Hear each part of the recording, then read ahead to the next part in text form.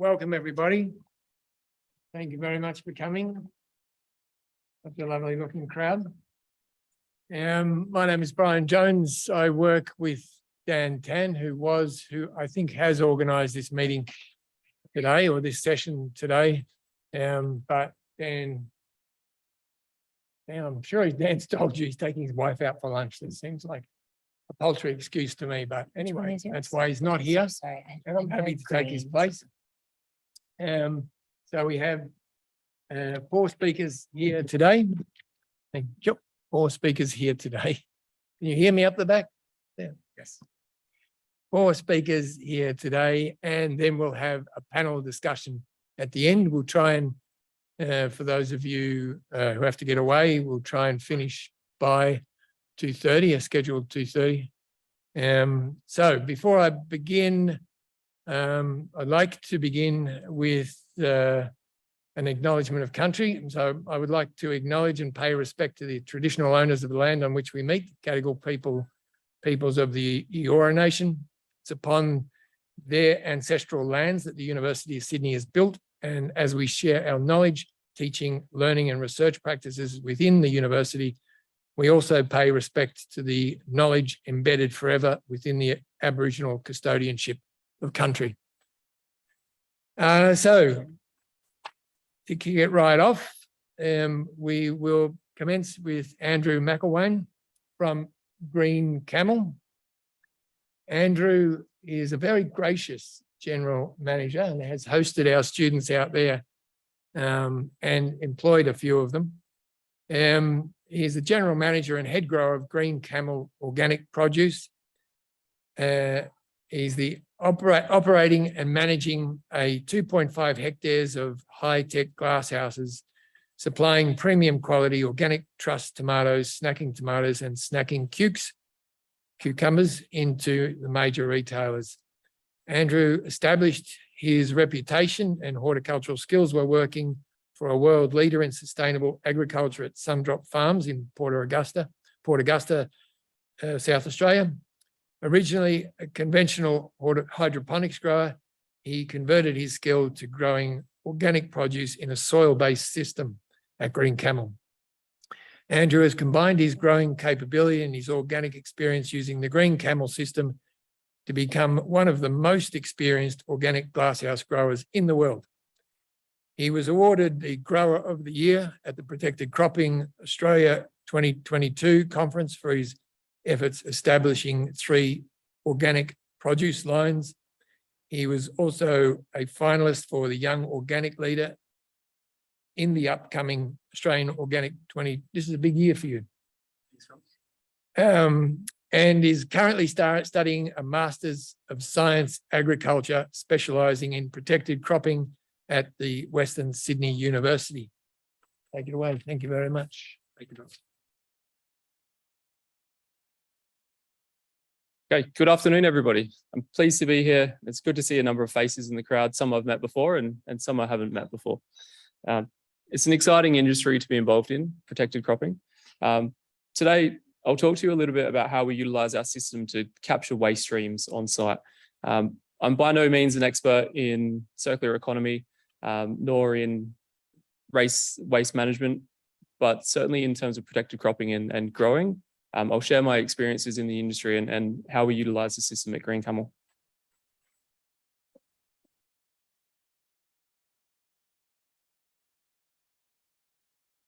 If I can get the slides to work.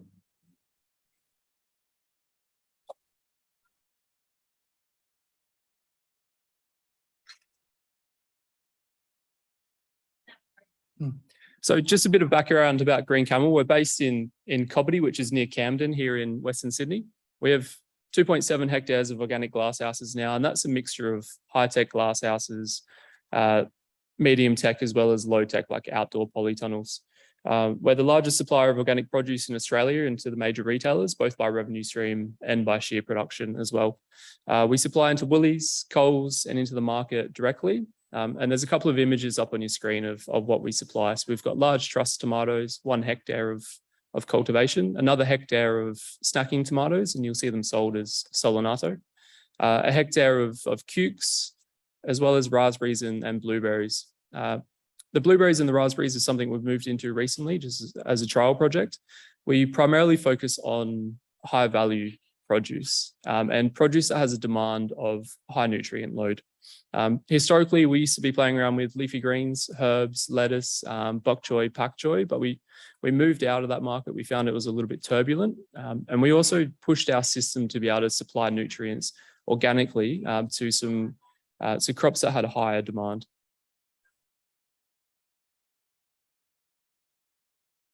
A bit of background about what organic growing is, and it's a key part of our business model. Essentially, it means that we're understanding natural cycles of farm ecosystems, and we're trying to use them to our advantage rather than control them. It's about soil-based growing practices, meaning that all of the nutrition is provided from the soil rather than, say, an inert media using synthetic chemicals. It also means we don't have access to any synthetic chemicals for spraying, that is. And like I said, the key point is nutrition provided by the soil.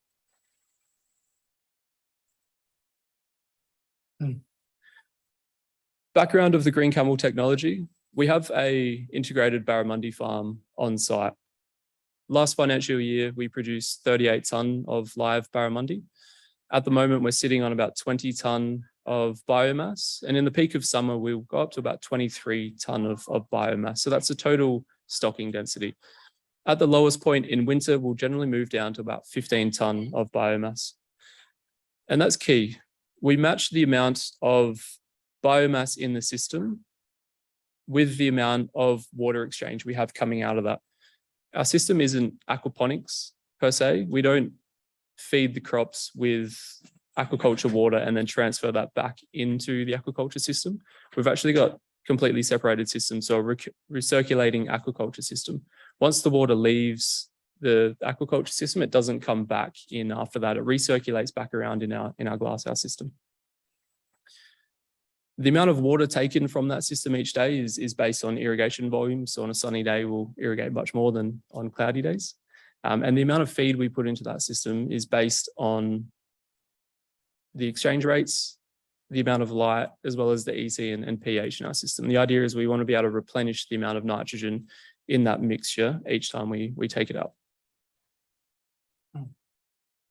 From the aquaculture system, it moves through our bioreactors, is what we call them. They are colonies of nitrifying bacteria.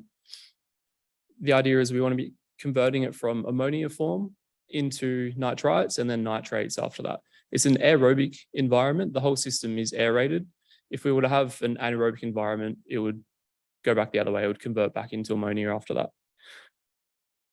That process also goes through a low pH cycle. So it does go down to about 3.7 pH, therefore making it food safe as well. Once it's finished that treating process, we'll fill up our irrigation tanks. We'll mix it with a little bit of aqua water as well, balance it to the EC and pH we want. And then we have a irrigation solution that's generally sitting about 800 parts per million of nitrogen, 40 parts per million of phosphorus, all the other micro and macro elements we need. And we'll use that to irrigate out to the crops on a daily basis. Utilizing high-tech glasshouses, we're shielded from the weather. So even if we have high rainfall events or low light conditions, we can move through those relatively unscathed. Although if we have a frost period through winter, for example, we can use heating resources to keep the glasshouses warm. What does that mean? We're producing organic produce year round, even through the middle of winter, which is a good time when generally the market is asking for quite a bit of produce. With that, we supply live barramundi and live Murray cod into the Sydney fish markets here. Like I said, 38 tonne last year. And we sell live, so we don't worry about any processing on site, which reduces labour. Wholesalers drive out to buy from us as well. So it's a pretty good model. We don't operate the aquaculture system as a commercial entity. We could push that system harder. You know, we could be feeding them to cetacean every day and get maximum growth out of the fish. That's a secondary objective for us. The primary objective is the total amount of nitrogen production from the fish effluent, essentially. We couple that with a pretty smart organic composting system on site. So all of the waste from the glasshouse, being the leaf material, tomato material, any of the waste from the aquaculture facility, so that could be fish effluent in a concentrated sludge form or even mortalities from the fish system. We'll capture those, we'll bring it into our composting system, break it down, and then reintroduce it back into our soil for the next season. We like to view waste streams on site as valuable resources. So we'll use aerobic digestion or anaerobic digestion to break waste material or waste stock down from a higher amino acid or protein content form down into smaller and smaller nutrients and figure out a way to mix that back in with our system. In fact, we take mortalities from our aquaculture system and we use an anaerobic digestion process to break that down into ammonia. So we're essentially producing an ammonia fertilizer on site, which for those of you who are keeping your eye on the fertilizer market, ammonia nitrate is selling for $1,300 a ton at the moment. So ammonia is bloody expensive. So it certainly helps us reduce costs in that regard. So a little bit of further detail, the aquaculture system is a recirculating aquaculture system. There's 4 forms of filtration. We use solid filtration to separate the fish effluent from the good quality water. Biofiltration or the nitrification process. So we're converting a water resource which is high in ammonia and we're nitrifying that into nitrites and then into nitrates. Ammonia is toxic to fish. So if we're holding about 0.5 part per million in our water source, that'll start to have an impact on fish health, where we can run 400 or 420 parts per million of nitrates in our water source without having an impact on the health of the fish. So that biofiltration process is key, and the health of those bioreactors or biofilters needs to be optimized as much as possible. UV filtration for killing off any pathogens or diseases. And then we have a trickle filter. The idea is you remove CO2 from that water and introduce oxygen back into it. As I said, that whole system is aerobic. If it went into an anaerobic situation, you would have that whole process, the nitrification process, reverse and go back to ammonia, which you can imagine high amounts of ammonia in your fish system would be terrible. I've spoken about it already in the center, the anaerobic bioconversion process. So we're essentially converting amino acids and proteins into ammonia, and then we feed that back into our bioreactors to produce more nitrogen to feed out to the crops. I've spoken about the bioconversion, the aerobic section already. Composting, anything with a high nitrogen or carbon content, we want to introduce as much as possible. We do have to bring in some outside resources. So we have contacts around the Sydney Basin, sawmills, for example, to get in sawdust or wood chip. There's organic chicken farms around where we'll take manure, or essentially rooster booster, sometimes it's called as well. We're not able to produce a compost on site, which matches the Australian standard without bringing in some extra carbon. You can imagine everything we're producing on site, leaf material, tomato material, is very high nitrogen content and has a high water content as well. So we do have to bring carbon into that equation to balance it out. And some of you may know the optimum ratio for nitrogen and carbon is 25:1 for that process.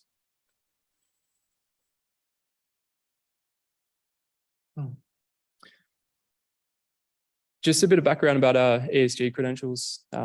Water, we're extremely smart with the way we use water. So once it passes through the aquaculture system, it never goes back out. It doesn't go back into dams or back into a river system like you would in a conventional aquaponics or aquaculture system, where that effluent is discharged back into the stream at high nitrate value. We'll take all of that water, we transfer it into the crops and we'll circulate that around. We recapture all of the drain water off the crops and introduce that back in the next day into our irrigation tanks. So we don't discharge a single drop of water through drain. The only way that water escapes our system is through evapotranspiration or through the plant's leaves. Waste streams, composting, aerobic bioconversion, anaerobic biodigestion, and we don't use any pesticides on site. At the moment, we're sitting about 70 employees. We are ramping up for the summer production, so we'll move up to about 80, 85 as we prepare for the peak in January and February. And we're also very interested in removing the barriers of adoption for organic produce. And I'll talk about that a little bit further once we're getting to the marketing aspects. But our idea is reduce the total cost of production and increase the uptake of organic produce by making it more available to customers on the shelf. On the corporate side, for years, we were primarily focused on research and development, and we had to find a way to pay our own bills, essentially. With the commissioning of our 2 hectare glasshouse, we've shifted the business to the point of view where now we're paying our own bills. We're a commercially sustainable business. And we're at the point where we're increasing investment within the business, and we're looking to put another glasshouse down here in Southwest Sydney. I've thrown in a couple of photos there for you as well. I mean, it's all well and good for me to talk, but photos tell quite a story. On the left-hand side, large truss crop seen from down the bottom. That's the same crop seen from the top point of view. Each of those crops is 5,000 square meters. And then on the right-hand side is my baby plum crop with one of our team members going through and picking.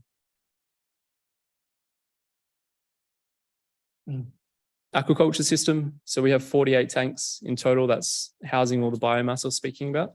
There's a snapshot in the center of the recirculating aquaculture system. So that's the filtration system I was talking about.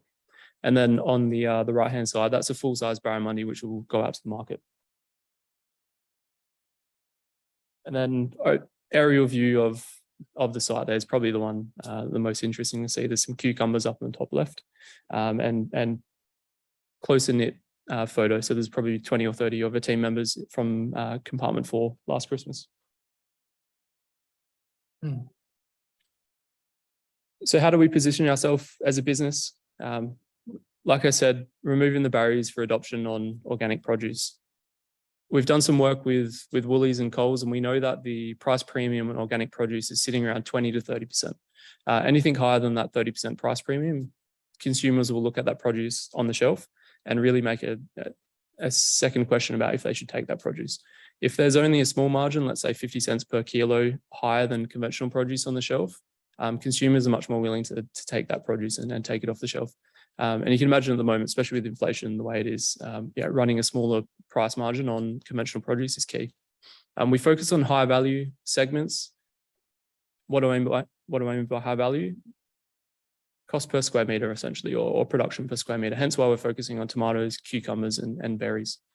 And we're maintaining a competitor's advantage in the market, primarily because we're the only organic glasshouse in Australia that can produce the volume of tomatoes and cucumbers that we're doing through winter, through spring, through summer as well, so whole year round.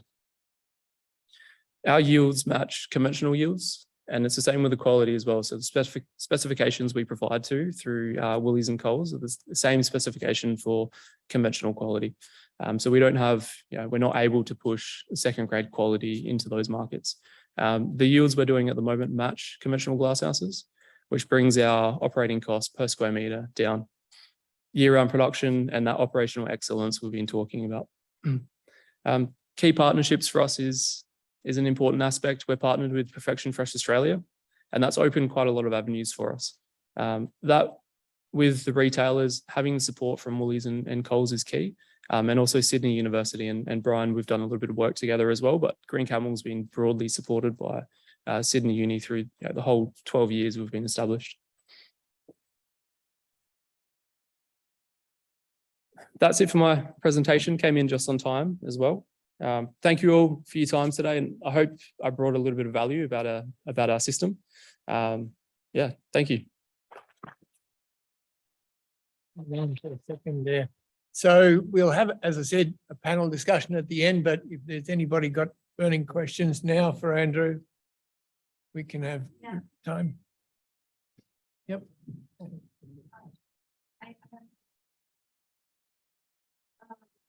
So my question is, with your barramundi, what do you feed them any growth hormones, or are they naturally growing? No growth hormones. We do feed them with a commercially available feedstock, which is out of Tassie from Spreaders. Okay, and then how many fish die per season, or how does that work? Yeah, it's a good question. So last financial year we had mortality rate of 14%. Conventionally, if you were running a standard aquaculture system, you'd expect anywhere between 25 to 30% mortality rate. It depends on how hard you push the system. If we feed our fish to say 15 today, or if we have a high stocking density, it will increase mortality rate. That, as well as keeping them comfortable within the system, so not stripping them, saddling them, giving them good environment, nice water temperature, probably grading is another key aspect. So barramundi and married pod are animalistic. They will go to other color. So the idea is size for size. So generally by the time they're about 450 grams, we're not having grading any further. But certainly when we get them in at pickling stage or 1 gram, they're highly animalistic, and you need to make sure that each tank the sizes and relatively. Yeah, by the look of your tanks, they seem sort of small, but I can't tell physically, but how many fish per tank? So the tanks are 7,000 liters, and stocking density is probably the key number you focus on. So we're running 45 kilo per cube of water currently.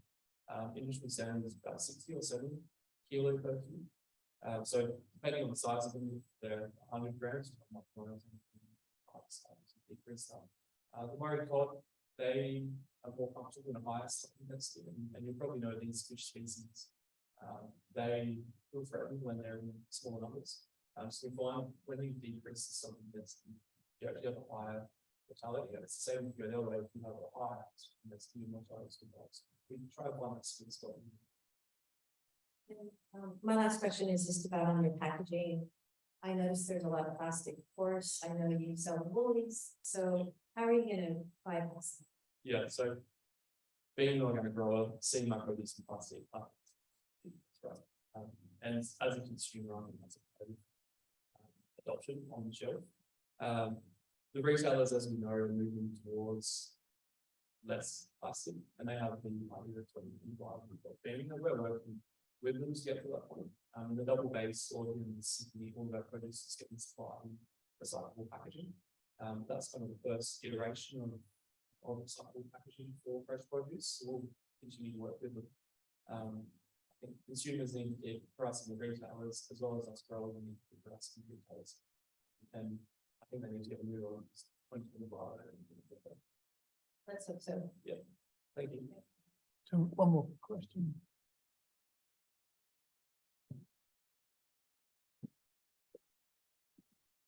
Thank you. Excuse my ignorance, but this is a very interesting area generally, so it will come to an agribusiness and all of that. So my question is, what do you do with those crops that need pollination versus self-pollinating crops, which I understand, like tomatoes and those things is the case? Yeah, that's a very good question. As you probably know, tomatoes in Australia are primarily pollinated by hand. So our team members will go out and pollinate 3 times a week, and we use the vibrating mold. Tomato flowers asexually using shadier, the pollen will release in the female section. So there's no bees commercially available in Australia that will get pollinate tomato flowers. And we're probably going this on a little bit. Bumblebees are used in Europe and North America. We don't have bumblebees in Australia, but good biosecurity reasons. But Western Sydney Uni has been doing some work over the years in pollination of tomato flowers in particular, with the bluebell bees and buzz pollinators, other flowers as well. So fingers crossed we'll have a solution there, but for now we'll keep spending labour and money on hand pollination of tomatoes. All right, thank you very much.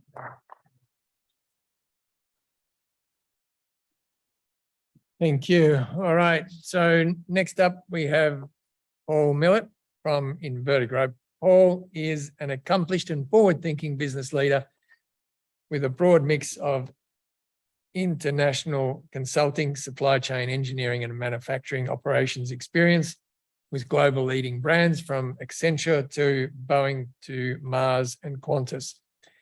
He has a passion for innovation and solving highly complex technical problems, combined with a proven track record of building and leading high-performing teams. He's now turned his skills and expertise to developing leading Australian ag tech solutions and building the Invertegrow business from conception to commercialization. As the co-founder and co-CEO of Invertegrow, Paul leads the development of Invertegrow's innovative product and service offering alongside the role out of the business's global operating model and sales. He is also increasingly sought out as a thought leader, speaker and panelist across the ag tech community within Australia and globally. Thank you very much. That's it. It sure is. I know that myself. Um, hello, everybody. So just getting this to work. So it's just the arrow. Yep, cool. Yeah, so Paul Millet's my name. Pleasure to be here today. So Invertigrow is a business, an Australian startup that's bringing the next generation of indoor vertical farming technology to the market. We are enabling farmers to build and run indoor vertical farms with our modular scalable technology. And I'll give you a bit of a feel for what that looks like. This is our inverter cube, which is one of the key elements in our design.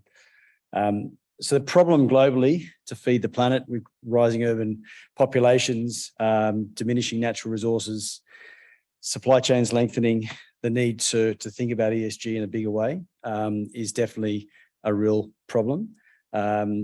Exacerbated and evidenced here in Australia with the lettuce wars of late, the $12 lettuce, having empty shelves, which many of us probably never experienced in our lives before.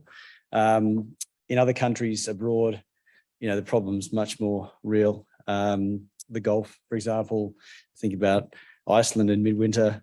There's plenty of countries where food security is a real issue, and we need to find solutions to feed the world in a smarter way. So indoor vertical farming has been identified as a key part of this future food ecosystem. It's not the only answer. There's lots of really cool complementary technologies that are being applied to do more with less, basically grow more productive food with less. The beauty of indoor vertical farming is because it's in a controlled environment, we grow what we need, when we need it, where we need it. And so we can do that with whatever crops grow indoors well, we can grow them all year round, irrespective of the season. We can use a fraction of the land because we go vertically. So it means from a footprint productivity perspective, we can actually grow closer to the population centres without, and thereby doing the benefit and getting the benefits of supply chain.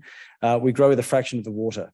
So conventional farming, I think we use less than 5% of what you would use in conventional agriculture because we recirculate the water. We don't need chemicals. We don't need pesticides or herbicides because we're in a controlled environment.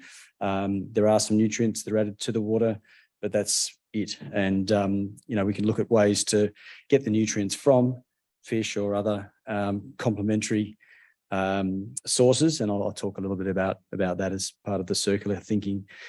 It leads us to be able to drive greater food security, improve the availability of produce when and where it's needed, reduces food miles. You can start to look at reducing single-use plastics because, frankly, it's got to be handled once and you have a really short supply chain. You don't have the issues that Woolworths and others have trying to navigate long, lengthy supply chains. And the work that's often done in a safe environment means we can have jobs for, inclusive opportunities for employment as well, which is another big consideration. So obviously supply chains lengthening. The beauty of this is, we're down to meters rather than miles. And it makes a big difference for the, for those CO2 that's in the supply chain. Our business model, as I say, as an enabler, we are growing in our facility in Rosebery. It's a farming operation there, working with Woolworths as a customer and others. However, it's a pilot farm to demonstrate the technology in operation. We sell a range of services with our customers to help them design their farms. We build our inverter cube technology, and I'll talk a little bit more about that. But the idea is, in a modular, scalable way, we can have the combination of either vertical columns or horizontal trays to be able to grow pretty much anything that can grow indoors. And that means customers of ours don't need to decide, are we going to grow in columns or are we going to grow in trays? They can do both. The opportunity is there, and they can scale from 1 unit to, there's no upper limit, 10 million. We've built our own technology. So literally a software stack, including an IoT backend and a SaaS suite to do everything from farm planning, crop scheduling, asset management, inventory management, all of those sort of ERP type functions, right through to day of operations, work order management, and so on for farming operations within the facility. We've also built a whole suite and an ever expanding catalogue of crop recipes. So if you want to grow basil, the system takes over, tunes the lights, doses the nutrients, that crop catalogue is ever expanding along with our ability to grow further crops. And then we provide a backup as well in terms of servicing, remote monitoring and support, and we can sell the inputs, the seeds, the nutrients and grow media. So that's our business model. This, I guess on this slide here, two key features, I guess, of the inverted cube. One is it's a sealed unit, so you keep pests out of the farm, which is a consideration for many controlled environment agriculture operations. You get a pest outbreak and you could lose a crop. In our case, it's literally contained at the inverted cube level. You can see that photograph there. That's our farm in Rosebery. You move the inverted cube around as you would a pallet in a warehouse, so we can build with an existing warehouse infrastructure anywhere across the planet. We can build a farm really quickly. We can start with one of these inverted cubes, scale it to 10,000. There's no upper limit, and we move the farm around within the facility. So grow a batch of 1,000 lettuce. When they're ready to harvest, move the whole cube to a staging area where you harvest it, getting rid of expensive travel time and some of those issues that others have faced, given how expensive labour is. Thinking about circular economy, and I didn't want to talk too much about invertegrade today, more think about how we think about the circular economy and the opportunities for farming, indoor vertical farming going forward. So within our own technology, we look at, obviously, energy is a big input to indoor vertical farming. It's probably the second biggest, depending on where you are. Some economies right now, it's probably the biggest input cost, particularly in Europe, with prices going through the roof for electricity. So the ability to bring in affordable green energy helps your carbon footprint, but it also very much helps your cost structure. We can take direct current 24-volt DC power into our farm to run the LED lights, and obviously there's also a consideration for the heating and ventilation in the farm as well. So be it solar, be it wind, be it hydroelectric, be it geothermal, be it biodigestate, you name it, there's opportunities. But that's a key consideration, is making sure we're compatible with and easily able to take renewable energy. The other key consideration is water, so that, again, not wasting a drop. The water is completely recirculated, and the nutrients sort of just topped up as they're being consumed by the plants. But we don't waste. There's no agricultural runoffs. The water is a precious resource that we definitely look after. We look at heat recovery from the actual inverted cube as well. The LED lights consume energy, but they also give a lot of it back in heat. So they're actually getting more and more efficient all the time, but the efficiency is still an awful lot of the energy going in comes out as heat. So to recover that heat with the HVAC system, your heating ventilation system and heat pumps, is a big consideration when you're designing your farm, so that you get the maximum benefit from that.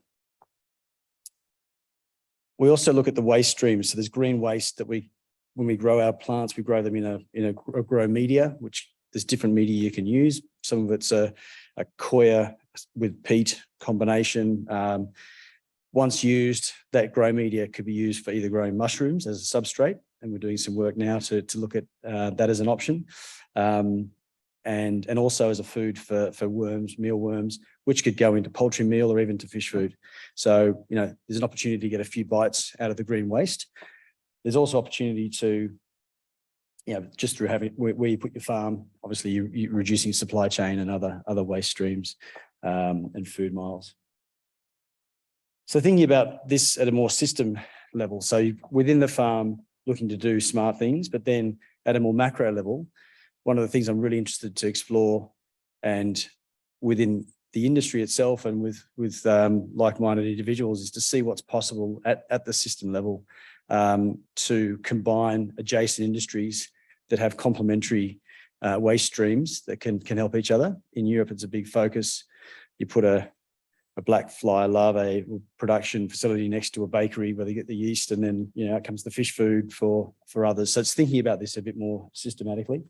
So we're thinking about latent spaces, a basement in a city environment can become a farm. Our cubes are scalable, can literally go into a basement, a car park. That's going to create revenue opportunities for the landlord with underutilized space. It's also creating jobs and business opportunities as well as inclusive jobs, and better still, you get great produce year round. So those jobs, some revenue, some value. Think about obviously tapping into solar and other renewables where possible. Take the waste heat from the farm itself to help with cooling and heating of the facility. We take the city food waste and do some smart stuff with that. Waste to energy, biodigestate. It's gold for production of bionutrients and fertilizers, but also waste CO2 from the process. Energy that's offtake as well as waste heat. So if you get that biodigestate process close to a farm, we can do some really, really cool things with that. And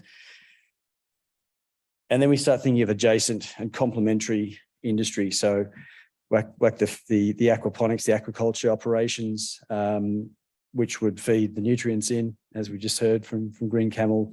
This is happening. It's well-established technology. We see in Europe, breweries that have got waste CO2 that we can take that CO2, which enriches the environment for plants. We get a 30% uplift in growth from enriching the air with CO2, and that's sequestering some carbon into the plants. So thinking about it at a system with a system lens, and this is a very simple depiction of what's possible. There's projects around Australia now that are getting some airtime and starting to move. In Western Australia, there's a project called Peel, where they're building an ag tech precinct looking to combine geothermal technology and geothermal power with wind and solar, greenhouse production with indoor vertical farming, with microbreweries, with algae production, with sort of a whole lot of complementary stuff that the science is there, the knowledge is there. We just often need the impetus to sort of bring it together. So that's one thing I'm very keen to sort of see what can be possible. I'm not sure we're seeing as much here in New South Wales yet, but be nice to see if we could do some stuff in and around Aerotropolis or new areas that are being developed to bring that thinking together. So that's it. Thank you. Oh, great. That's good. Although we're running behind time, so let's have one quick question. We got one quick question out there. All right. I'm going to I just have a question about the taste of the food, just because I'm unaware of if there's a difference between if they're grown without actual sunlight or the nutrition, because you've changed the way a plant grows. Just curious, like if there's any kind of taste difference. Very good question. We've constantly sort of challenged ourselves to make sure the taste is awesome. And better than that, we actually bring chefs and we try. Hulticulture is a customer of ours, and they share basil. Tasted our basil and loved it. And so it's actually just making sure the plants get what they need. And so it's actually, the right intensity of light, the right nutrients, the right conditions, stressing them when they need as well. So they're too perfect in the light, but they pretty much do have a perfect life. So they get what they need. You can actually tune the flavor profile to a large extent as well. So if you want a really peppery rocket or Mizuna, it's sort of, actually, single as wasabi would do, it's possible through stressing and through nutrient intensity at the right time as well. So flavor is something we've really got to make sure that the quality of the produce from a nutritional perspective, but also the flavor characteristics are top notch. One other question. So is your dream to have this like in restaurants, like so they can have their own little setup in the back, or hotels as well? Like, is that also kind of the goal? Yeah, I think the vision is to bring the farm as close to production, as close to consumption as possible, but doing it in a way that's commercially viable as well. And so we know that, a really small micro scale, the economics are questionable. So you need to find a way to have a hub and spoke model that would actually allow that sort of opportunity. With Woolworths, we've got one of our vertical wall products, which I can show up here in store in Double Bay and another one in Western Park City. That's a farm in its own right. It's growing produce, 200 plants in one square metre. but they take 4 weeks to grow from sort of seedling. So yes, you're not going to production that you would need, but if you could have a hub not far away, that's doing the primary production and getting it to almost finished, and then you have that as the point of sale that we can pick from the farm, consume it, and zero waste. So I think there's combinations where you can get the models to work with a combination of our sort of really huge technology and the water technology. Ultimately, I want to see us thinking about the food system in a different way, thinking about growing a range of crops in each location as opposed to just monocrop and ship around the country. So that's my type of concept for farming. Almost back to the future, grow what we really need. And that means, you know, I guess the concept of a big facility in the desert in South Australia and shipping tomatoes to North Queensland kind of goes a bit against the grain. So you know, grow the tomatoes in North Queensland, grow them in South Australia. That's the model that's kind of comes to life. One last thing, would they be also affordable for consumers in the future? Are you planning a version for consumer? The plan at this stage is to focus B2B, Yep. get the business going with that as a commercial focus. There are already some great products in the market for small scale at home, and I think our inverted wall products closer to that. But for now, the focus is very much B2B for us. Cool.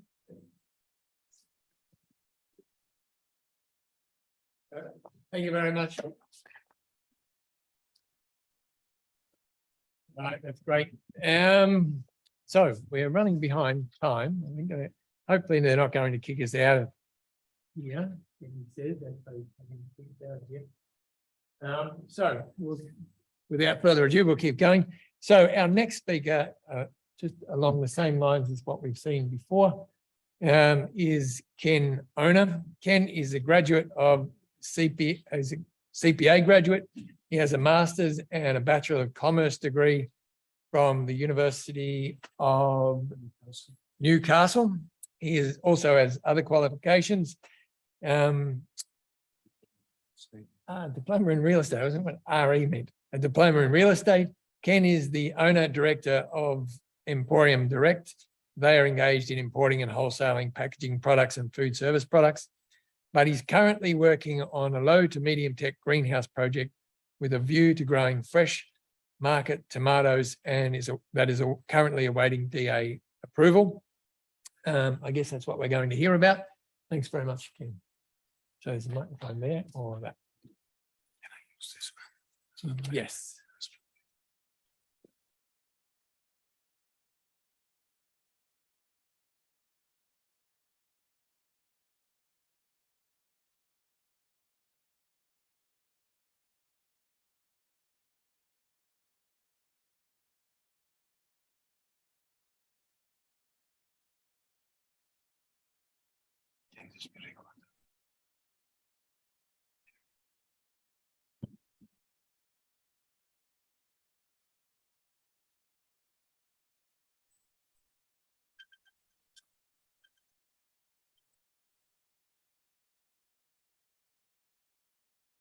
Hi, everyone. Thank you for coming. My name is Ken Oner.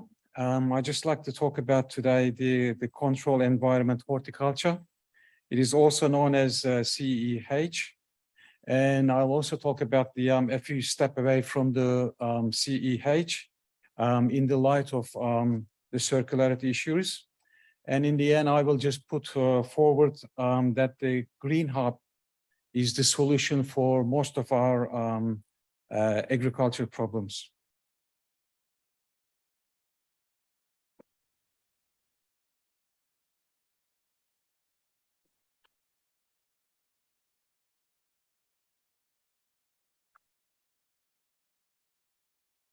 Okay. We all need nutritious food in order to maintain a healthy lifestyle.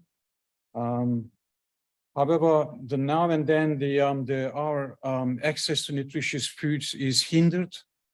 We face supply chain disruptions, floods, fires, COVIDs, etc. occur. Therefore, we need to manage these the shocks and the supply disruptions in a multi-hazard management approach. Our current food systems are far from perfect. They're very vulnerable to shocks such as extreme weather, cyber attacks, wars, financial crash, pandemics, etc. Our food production is responsible for 25% of the greenhouse gas emissions, GHG, as you know. Alarmingly, non-food related activities bears about 74% of the GHG emissions caused. I would like to name and shame a few the gases. These are the ones, nitrous oxide, carbon dioxide, methane. Especially the methane is the worst one, is actually now is contributes to global warming 85% more than the carbon dioxide. This graph depicts the main sources of methane gas. I just like to point out that the livestock here, 27%, sorry, is the main contributor. In Australia, we have peculiar agriculture issues, the problems, which I'm not going to talk about them, but they're listed here. Also, we have some supply chain problems after we produce the food. The problems continue.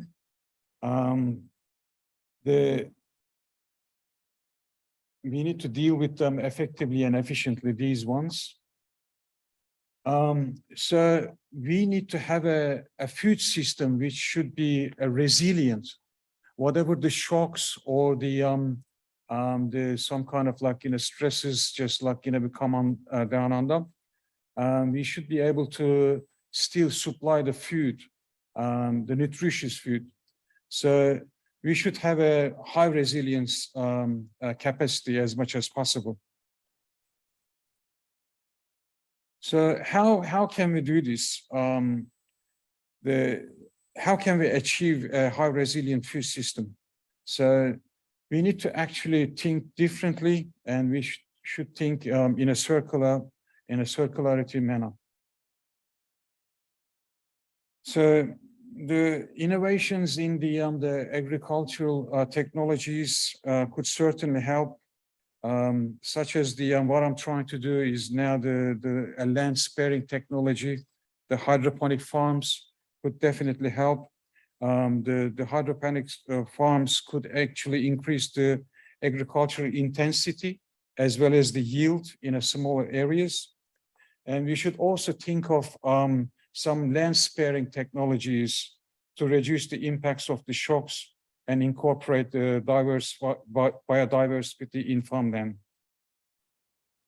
So how about we think differently, redesigning the way we pursue agriculture in an innovative, productive, interdisciplinary way of remodeling, in a such way to provide greatest benefits to the environment, the landscape, people, and animals. How about producing and processing the meat, fish, eggs, flowers, fruits, and vegetables, all at one and the same location? How about clustering them near to the end users, near to where the main customers are? So the AgriHub this is a conceptual theme. It actually tries to do all this. Simply put, it's concentrated gatherings of urban agriculture activities. I see this the answer to all the problems that I have just mentioned earlier. It is a concept that we should really consider. The Europeans call this agri-park, but I found the term agri-hub is more self-explanatory. As I said, the AgriHub is still a concept. There have been some attempts, a few attempts to create one, but I haven't actually come across, I may be wrong, but like, you know, a proper one has already been established. AgriHub can provide the greatest possible benefits to the environment, landscape, people, and animals. So we should definitely consider it. I already talk about myself. I got a land near to Newcastle, at the outskirts of Newcastle, and I just like to attempt creating an AgriHub. My land is about 76 hectares, and I would love to, to welcome all the investors, the academia, the governments, to actually come together and create one. We are very flexible. I welcome the outside the box ideas. Especially I welcome the build, operate, share kind of investors. I say that let's do it for ourselves, for our community, for our habitat, and for our environment, as well as our future generations. Going back to the similar, simple land sparing technology, the protected cropping, the controlled environment horticulture. So when we actually just add another sort of dimension to a protected cropping, such as valorization of the wastage, it actually just creates additional benefits. So that's something that we do something in order to gain extra the value. But I believe because of the current the situation we are in, all the protected cropping entities will have a surplus value, and the surplus value will come from the fact that there are so many shocks, so many the supply chain disruptions, and there's so many uncertainties. So those uncertainties actually place a value, because the income streams from the protected cropping the entities will be more. So in terms, therefore, if the future value of the income streams are more, therefore the present value should be also more. As I said, this is the direct result of the shocks of or the supply chain disruptions and the uncertainty. The valorization of the agricultural waste is another thing that just the one step towards from the protected cropping to the AgriHub. So it definitely adds value to these entities.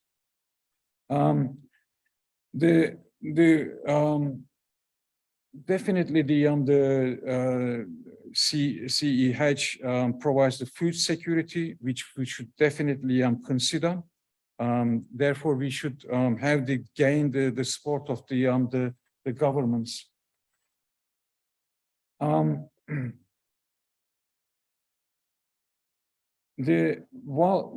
Because the protected cropping closer to the end user, and they're more efficient and effective, they will just provide fresher food, and they will just definitely reduce the food wastage. They can be supplied as they are harvested. We can even determine the way when they want to harvest them. So therefore, they have very huge competitive advantages. and they definitely have the longer shelf life. So what I'm saying is that, like, you know, if you have a protected cropping agency or entity, or even like, you know, the dream one, the agri hub next to the a city, so it's going to just, like, you know, benefit us in many ways, such as, like, you know, the transportation is going to be reduced, the freshness of the food. We don't need to use many chemicals. There is going to be less sort of, like, you know, the spoilage. There's going to be, because we're not going to be using much chemicals, there's going to be less chemical hazards, the less susceptible to your microbiological food hazards, and so on. So therefore, we'll definitely have longer shelf life. Therefore, we're going to be more sort of, like, you know, guarded against the fresh supply chain problems. So we don't need to just, like, you know, create more roads. We're going to have like, you know, we don't need to be sort of, like, you know, delayed because of the roadblocks. There's going to be less potential to the pest disease, reliance on the road freight, less volatility of production, and more consistent supply. Related to my industry, the packaging industry, I don't deal with this commercial packaging, but if we could use the sort of recyclable, reusable, swappable crates. Somebody did, I forgot put the source there, sorry. But we could actually reduce the final price of the sales price by 12%. That's quite considerable, I think. And then just if we just add, if say we have the protected cropping, the basic one, if you add new features like, you know, the valorization of the waste, if you just put a few different industry together, like livestock, fish, other things, and, you know, that's all good. Be going towards the agri hub, but if you also add some simple processing things, such as, like, you know, the methods of preservation, like, you know, we could also add value to the entities. I just like to show you how the situation is with an example in New South Wales. These are the major tomato production industries, the areas in Australia. As you can see, there's no major one in New South Wales. And New South Wales can only produce 5%. And the almost half the year, the production is less. And definitely, like, you know, we cannot actually supply enough tomatoes for New South Wales. Whereas in the protected cropping industry, the production is over the year, and just, like, you know, always the same scale. See, most of the protected cropping in Australia, in New South Wales, is actually catering for the state consumers. Whereas there's only a handful of the entities, and this is definitely not enough. This is not going to give us any food security. This is not going to just, like, you know, help us deal with the circularity issues. This is mind-boggling. I mean, my background definitely not from the agriculture, but, you know, when I see this table, see the broad acre farming, the per square meter per annum, the tomatoes is only just, like, you know, 76 kilo. sorry, there's 18 kilo. And the greenhouse, it could be 76 kilo. Even I heard that, you know, in South Australia or something, they achieving 100 kilos per square meter. Anyway, if it's from the 18 kilo to 76, that's the yield increase in yield, 422%. That's really something. Anyway, the by concentrating on the going towards the agri-hub concept, by concentrating on various activities in one place, we can definitely have achieve some things. We can have an ecosystem, just like, you know, self-sufficient, sort of like, you know, the not really sort of like, you know, creating too much waste or the energy, an ecosystem. That's the ideal.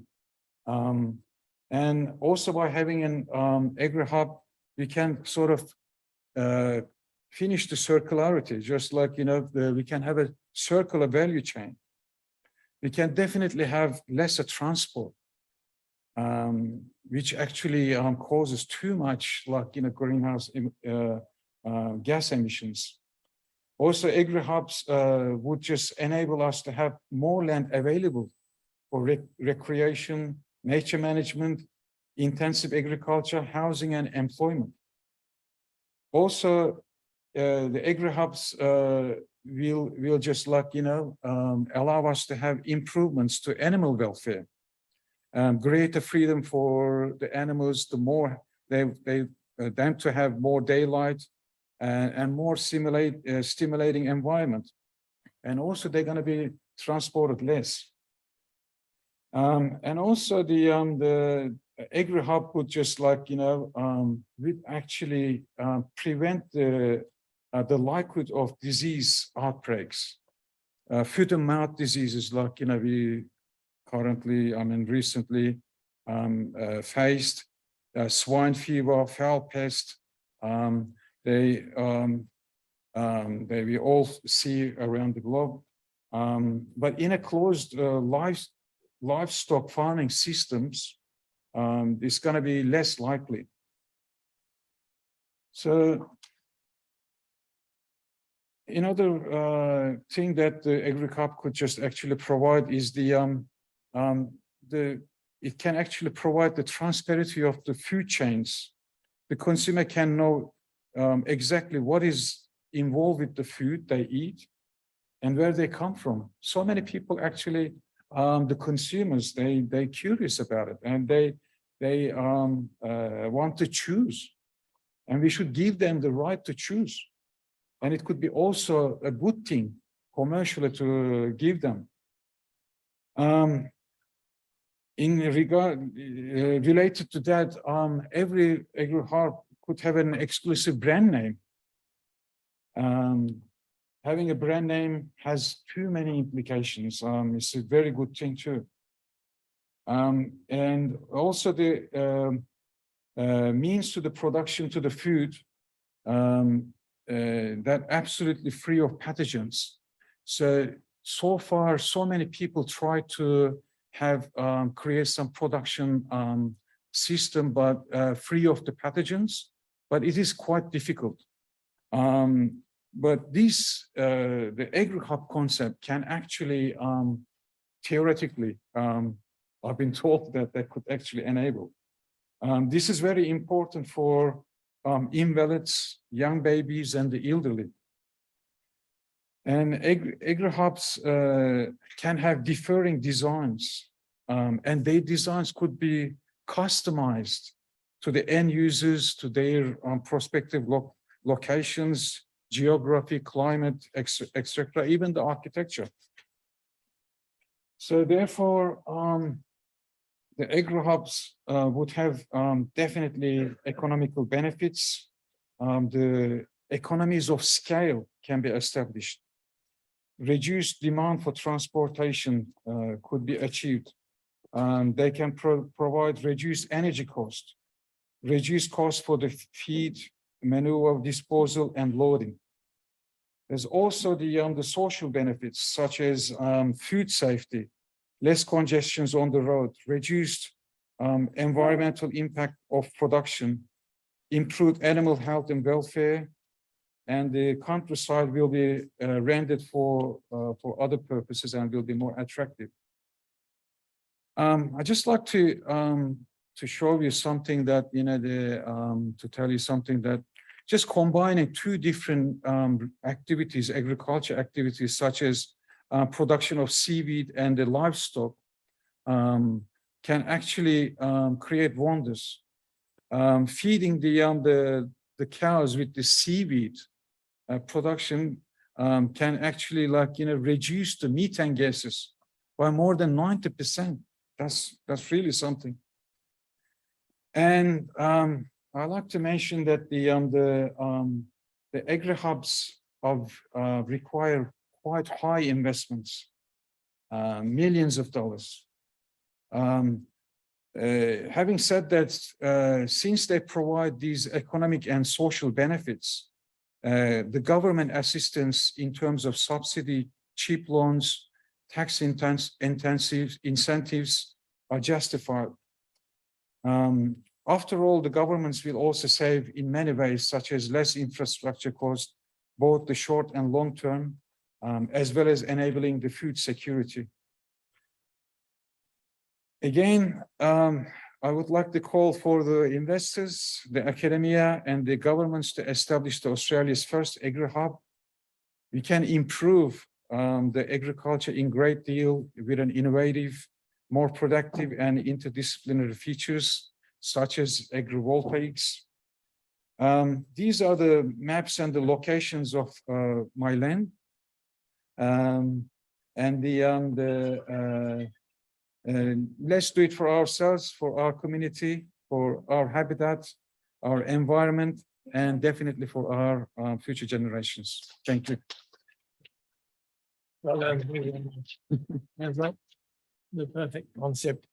So we'll skip questions, I think, because we're running quite a bit behind time.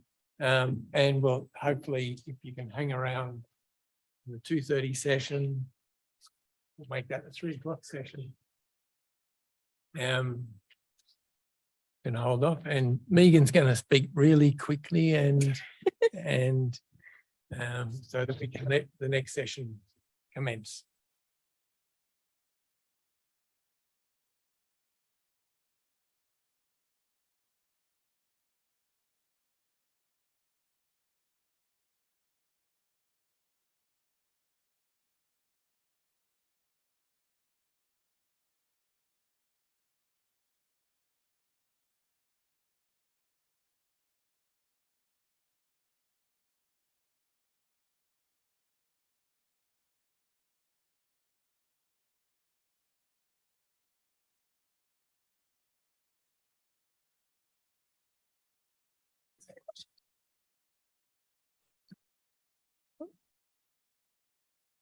All right, so thanks very much, everybody. Our fourth speaker today is Megan Pty. Megan completed her PhD in February this year at the University of Sydney. She's a background in agriculture, specialising in horticulture.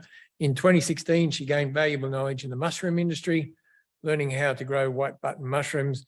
Her love of mushrooms has brought her to her current research, which looks at the microbial communities and nitrogen transformation in Agaricus bisporus compost. It's white button mushroom compost. She is also researching the microbial communities in the growth substrate of oyster mushrooms grown on coffee waste. Thank you very much. Thank you, Brian. Hello, everyone. My name is Megan, and I will be talking to you about mushrooms today. So a little bit different from what everybody else has been talking about. And I'll make it as quick as I can. Okay, so as Brian has said, I'm a researcher. I look at the microbial community in the compost. I mainly work on button mushrooms and recently just started looking into oyster mushrooms as well. But the research focus is very much overlapped across all of them. So where do I start? Okay, I'll talk about why mushrooms are important. Mushrooms are high in protein. especially in a community where people are starting to look for healthier alternatives or non-meat alternatives. Mushrooms are ideal for that. They're high in protein, not as high as meat, but they are high, comparable to eggs and milk. And it's good protein as well. So it's essential amino acids as well. The mushroom production is quite fast as well. So if you're thinking about mushroom production or mushroom growth, mushrooms double in size every 22 hours. So it's very, very quick. And as you're harvesting mushrooms, they're pretty much growing on you at the same time. So that really makes them ideal for urban horticulture, because you can grow them locally. In fact, a lot of our button mushrooms are grown peri-urban production. Most of our mushroom farms are in Windsor, which is about an hour and 15 minutes from here, west. Oyster mushrooms can be grown even more local. They're grown in a much smaller scale compared to button mushrooms, and I'll touch a little bit more about that in a sec. And we can also grow them on multiple substrates. So they can be grown on vegetable waste, coffee waste, fish waste, wool. So as Andrew was saying earlier with fish waste, we can grow them on that. But in order for us to be able to grow them on multiple substrates, we have to be able to figure out what helps the mushrooms grow. So for example, looking at the microbial ecology that's in the growth substrate, such as the bacteria and the fungi, as well as bacterial viruses that we call phage.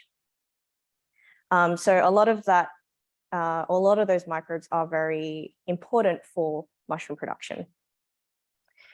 Why? Because mushrooms are grown on compost, which is a heavily microbial process.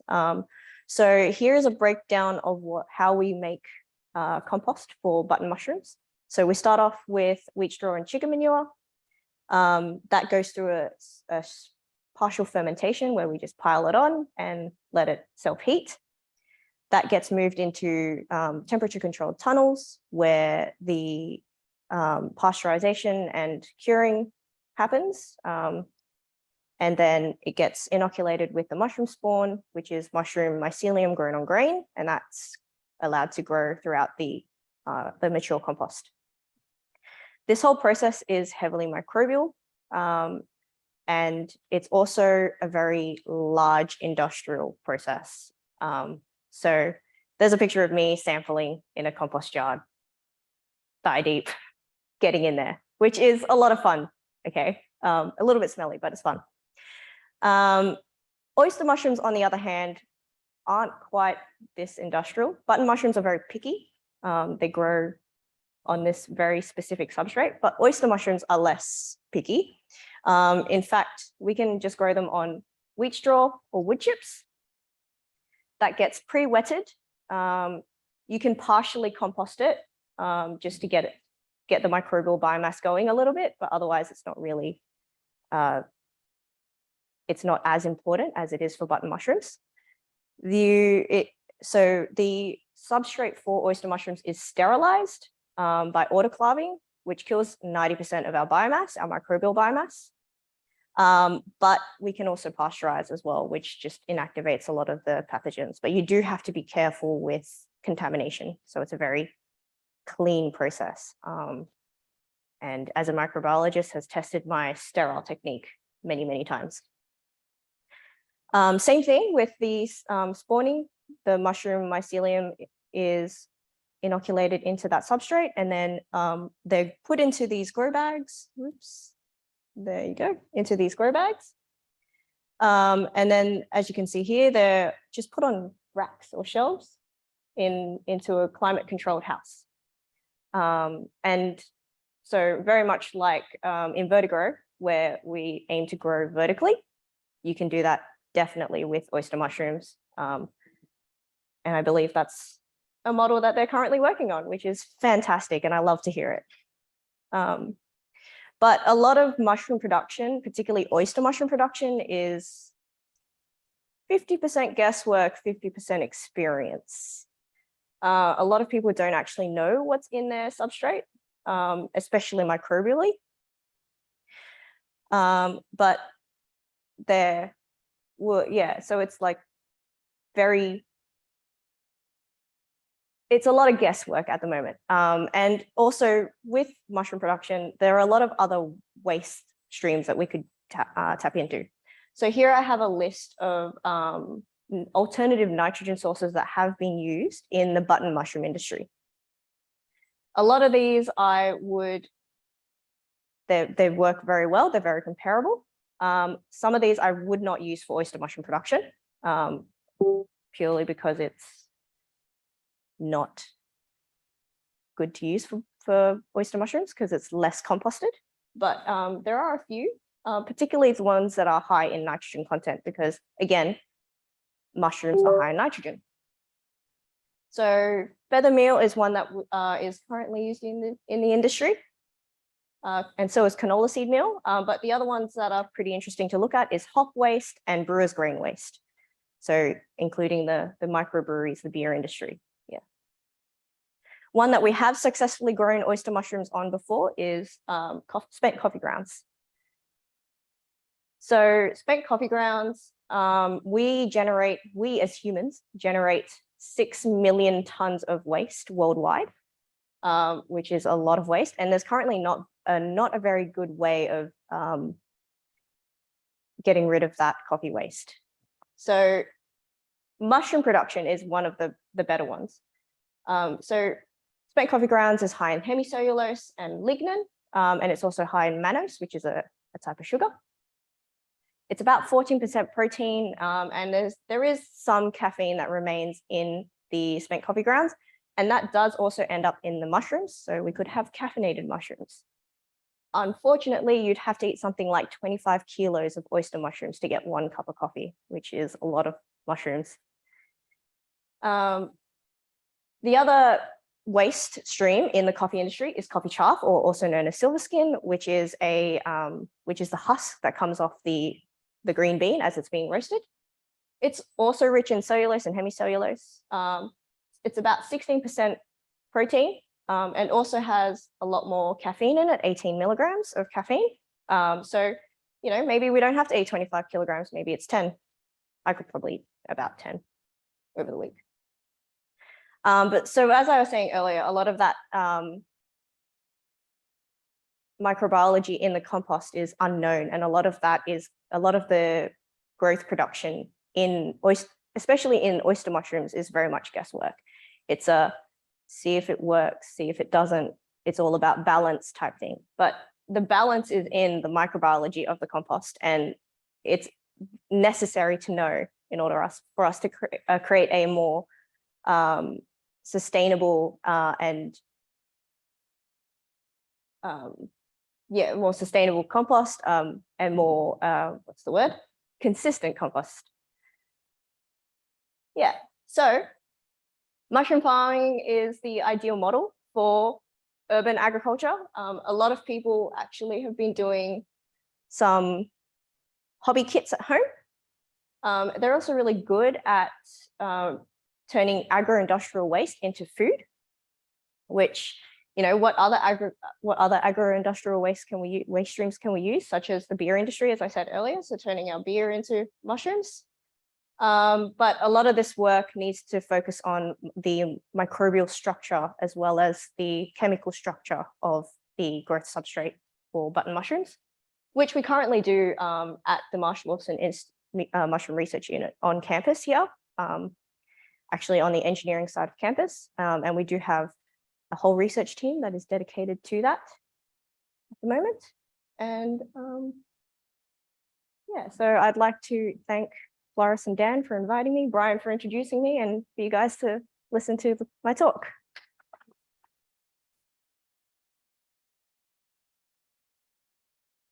Right, so if you'll bear with us for just a couple of minutes, we won't ask questions of Megan just yet. We've got a few more minutes to come up, and then we've got some questions for us, or wait and see if we've got some questions.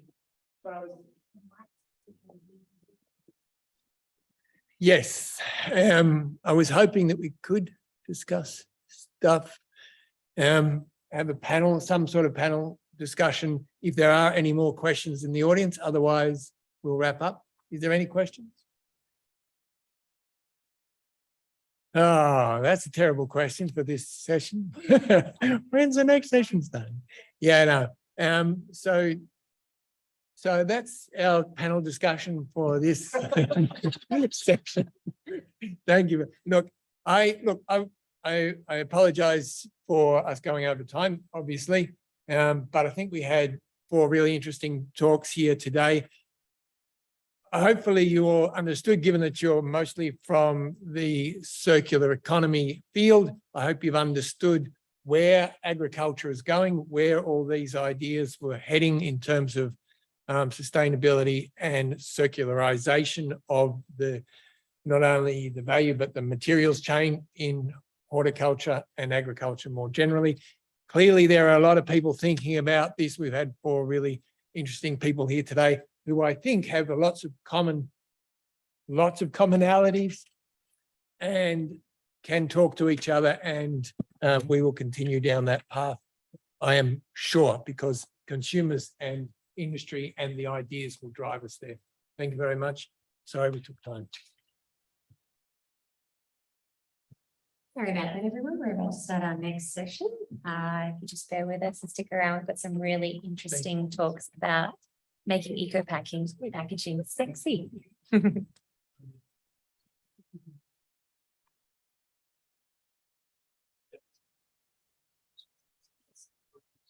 Yeah.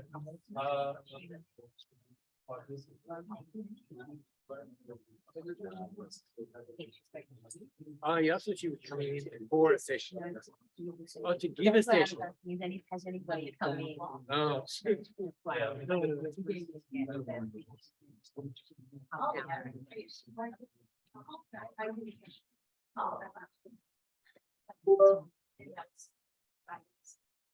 Thank you very much.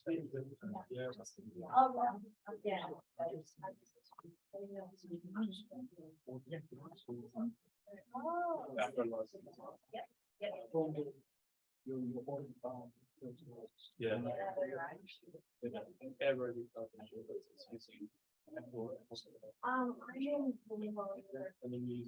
I love it.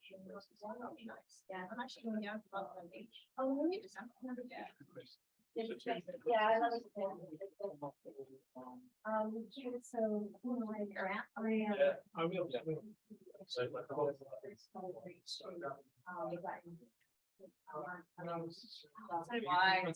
Thank you.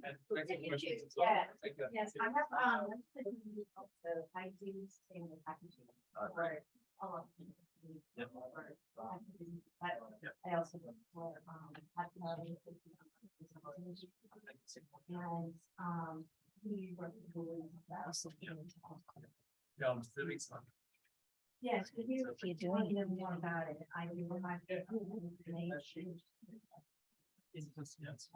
That makes you okay. Yeah, that's and that's okay, sure. Yeah, I can. I bought a bunch of stuff.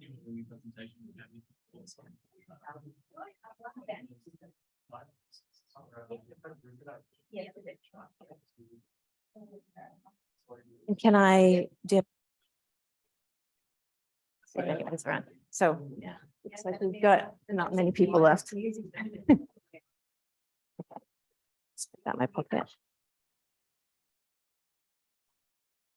Oh, super. No worries. I just stick that. Choose. Oh, it's not Not a real one.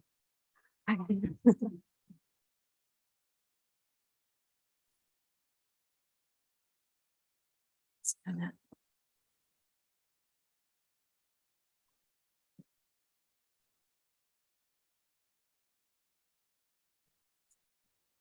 Sure, whatever. Yeah. If there's anyone left. All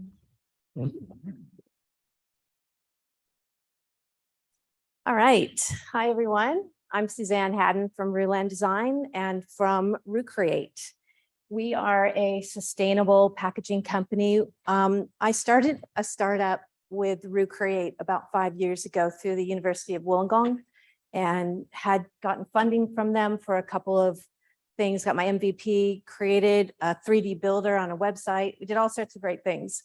But now I'm focusing on packaging in general. And I have over 35 years of packaging experience. I've worked for Fortune 500 companies. I worked for Starbucks for many years as a creative director. I worked for Jamba Juice, all these different companies, and I created a lot of their sustainable packaging. And I can go on forever about that because it's really super important to me.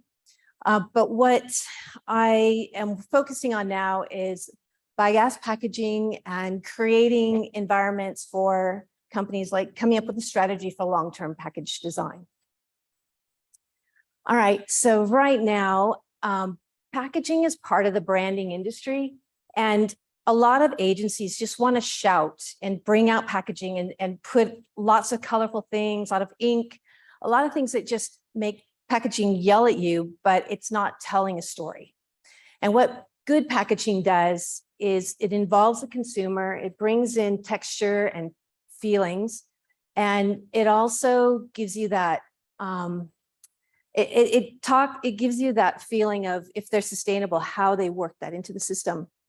So with Recreate, we're here to change that for everyone and change that type of thinking.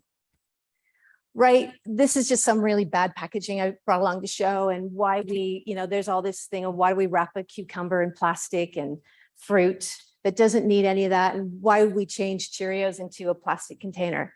And that's something that happens all the time. So as a designer, what we want to do is think clean and go green and change the way things have been done in the past. So there is a huge opportunity to change our packaging and be more aware of what we can do to make a difference. With designing, it's an incredible field, and there's so many new materials that are coming out every day. It's making a real difference in the packaging industry. And what I'm trying to do is talk to designers and agencies and get them to understand that there's alternatives to gloss, printing that's not environmental and can't be compostable.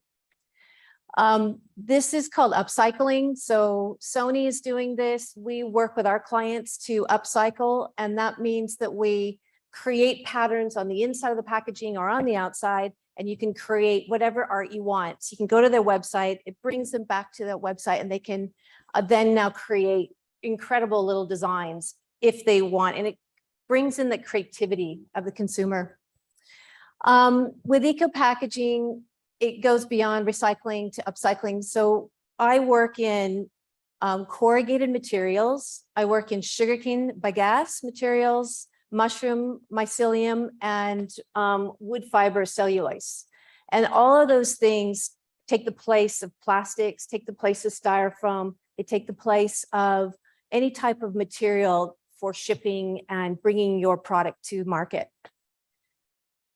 So here are some of the products we have done in the last year or two. And the upper right hand is for a plant company up in Queensland. And we were able to they were shipping their plants in plastic tubing, and we were able to take them and put them in. This is a molded paperboard that's been molded into this shape.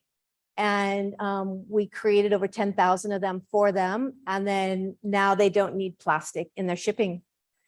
The upper corner is for a San Francisco firm. They have brainware materials. And so we created a real high-tech package for them. And then the bottom one is a baby teether that we made that out of biogas. And the great thing about biogas is that there's a tooling cost. Once you pay for the tooling cost, the product itself is quite cheap, way cheaper than using a dye line for corrugated and all that. So one of the problems with eco packaging is very complicated and confusing. Nobody really knows what's sustainable, what's not. You go online and you read about it. There's so many different things that are out there. It's hard to know what's real or what's not real. You pretty much need an expert to help you. And the other one is the end use. So with ABCO, which is the Australian Coveted Packaging Organization, they help people they help companies rebrand the back of their packaging. I'm sure you've been seeing it around. It's really, I'm on the design board of that company. And basically we're trying to create these icons that can go on the back of every package, and then you know how to recycle it. And with that said, Red Cycle went down, and they used the red cycle saying, bring it back to store as one of their symbols. And now we have to rethink how we're doing plastics and stuff like that. So that's a problem. So here's ABCO. One of the other problems is loss in the packaging chain. So of 5.4 million tons of packaging waste, 12% is non-recyclable by bad design, and 4.8 million tons goes into the recycling stream. 32 is not collected, and 18%, what does that one happen? It's lost in recovery. So only 19% is recovered in the recycling stream. And that includes everything in packaging, everything that goes through the yellow bin and the bring to store bin, which is no longer. So with that said, why I focus now on, I focus on home compostable materials only in my business, and clients come to me for that thinking process. So we want to do our part, and we want a greener planet. And one of the things that we take away is all the stickers, the full ink, all that causes a big carbon footprint. And I feel like when you tear down the packaging branding into a really simple look, it also gives it more sophistication and elegance, and clients really can see the difference. So they're really excited for that. And the clients that come to us really want to change the way they do their business when it comes down to the product and the packaging.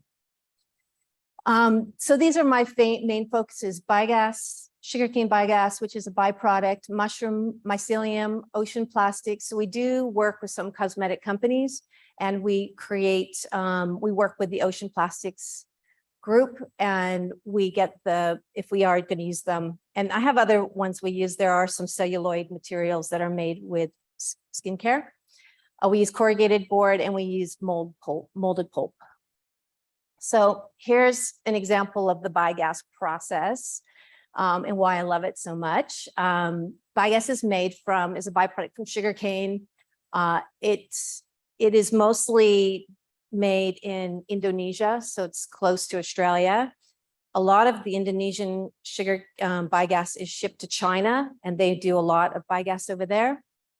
It's basically very low in energy to reproduce using the biogas, because all it is the biogas and water. So you don't need any binders or anything with it. It will, when it dries into the mold, that's it. It forms, it gets solid, it's hard. So this is an example of a biogas.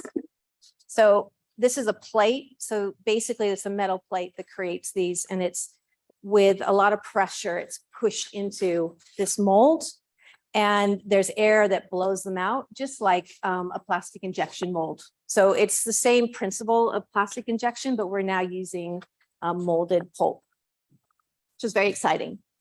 It's space saving, it's nestable. So as you can see, like this would nest. So if it was shipping, you would ship a whole lot more to your consumer.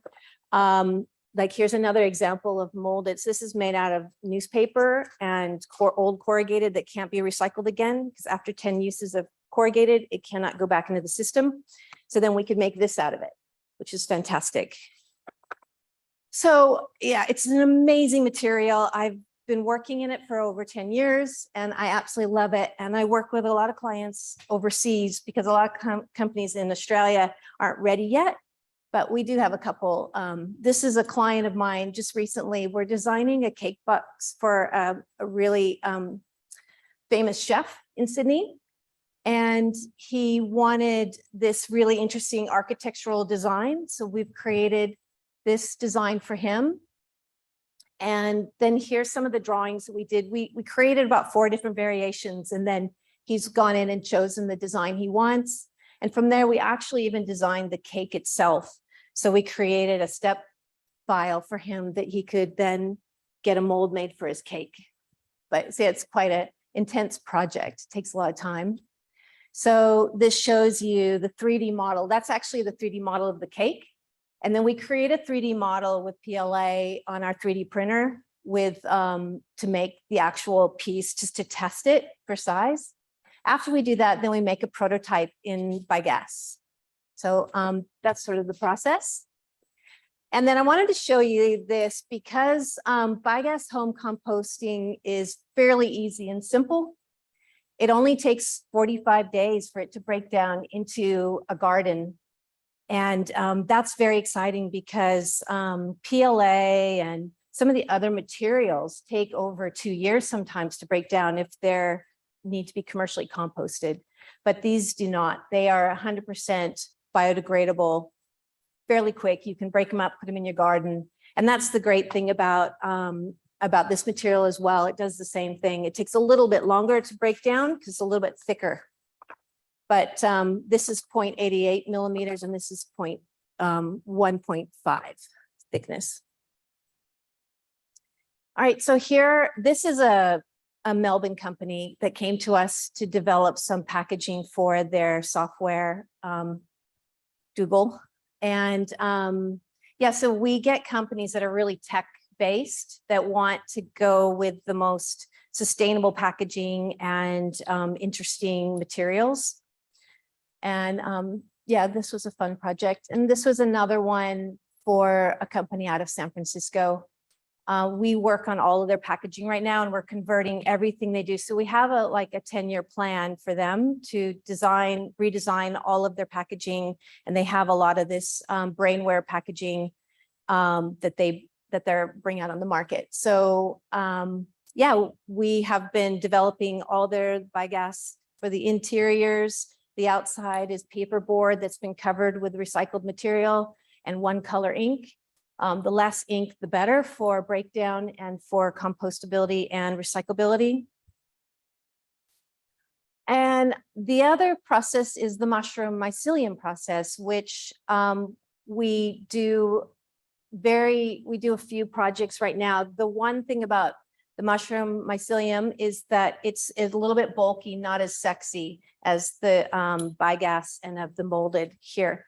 With mycelium, the cool thing is you don't need to make a metal plate. You can use plastics, you can 3D print a mold. It's a lot quicker. So this process takes basically to design it, however long it takes for you to design it, you can 3D print it. So in 24 hours, you can have a print. And then you fill the mold with mycelium and any type of waste material that the psyllium eats. So it will eat like wheat, fiber, all different materials, even biogas it likes to eat. It's a very porous material. It's got a lot of fiber in it. And within 5 days, it grows into the mold, which is quite interesting. And then to stop the growth of the mold, you need to heat it up and kind of dry it out, put it in the oven for a little bit. So you can do this at home. And that's kind of the exciting thing about the mushroom package design. And I'll show you an example. I have a couple in the late after this. So mycelium is great because it's home compostable and it's ocean compostable, just like biogas. It's carbon neutral, which biogas is not because we can't manufacture it here in Australia. We have to manufacture in China or India. So there's that come over on the ship part that causes carbon. It's water resistant, it's light in shipping, it's protective, fire retardant, and it's very versatile and scalable. So what the use is for this type of material is bigger items. We've been working with a solar farm recently, and they've been talking about some of the materials that they need to ship across country and how we could package it in a way to save room and to save material and not use styrofoam. So we're working on ways to like, how can we think better and how can we plan on creating something that's going to really save to bring it the transport. So with the mushroom packaging, you just need to know how big you're going to make it. You can make forms out of wood and grow it in a form like that. And it's pretty exciting material. There's companies starting to use it here and there. There's a big one in the US that's been doing a lot of it lately. And they sell little packets that you can do a home grow. It's really exciting. And that's what we want to get to. So I partner with a guy in Wollongong, and he's a mushroom grower, and we're working together on maybe some kits, some packaging kits in Australia that we can sell and give out, and also teach people. And that's my main thing is I love this. I love packaging in general, but it's a little cruder. It has a little bit more roughness to it. It's not as refined, but it also can be very sexy and very beautiful. So some clients like this type of look. So that brings in like that really, you know, kind of ruggedy look. But yeah, it can be used for everything. I've never used it on food products, only on consumer products, but I don't know. I don't know if it can go on food. Biogas can, but they put a resin on it. So I don't normally do a lot of food packaging. I do mostly product packaging in general. And yeah, just a little bit more in detail on the plants box. I brought a sample. I thought it'd be interesting to kind of show you guys. This is one of the boxes we made for them. I also brought, so originally they came to me and they had these little tubes made out of plastic, and this is how they grow their plants. And so they said, we don't want to use these tubes anymore. What can we do? And I said, well, we need to design something that's going to hold your plants and safe to ship. And when you get to the shipping area, you can cut these and then plant them with your plants. So that's the concept, and that's what we did, and that's what they have. But the cool thing was we also came up with a clamshell concept because it saves on money. This makes one mold. And if you have another one, we did a phone box. And this is a 3-part mold. So it gets quite expensive because each mold is around $4,000 for biogas, about 2.5 for molded. But this material, you get the more refinement, you have the embossing and everything. So that's why some clients want to go in this direction. But yeah, so this is a PLA printout that I did on my printer in the office. And then I got the client to sign off on it. Then we sent it to get our biogas prototype. And then we get a prototype like this. Then you send it to the client signs off on it, go into full production. So pretty exciting when that happens. Yeah, so let's see what else. Yeah, so with what I've created with Root Create, so it's been a long journey. It's been about 5 years, and I had no idea what it was to be a startup. I started out, I had my own business, Ruland, which was a design and branding firm. And I went into the University of Wollongong, and they convinced me to do this startup for sustainable packaging. And so I developed a 3D builder on our Root Create site. So you can go in and actually build 3D on it. It's very interesting, and I'm still working on it. So I'm hoping one day to get other people involved on it, that they can start building and creating, but it's got a full back end. Everything is done. And yeah, we have prices on there, so you can go on and kind of get a general idea what it would cost to create one of these products. And then if you want to do it, a lot of clients will contact me, and then we go through the process of like fulfilling it, figuring out how we're going to finish it.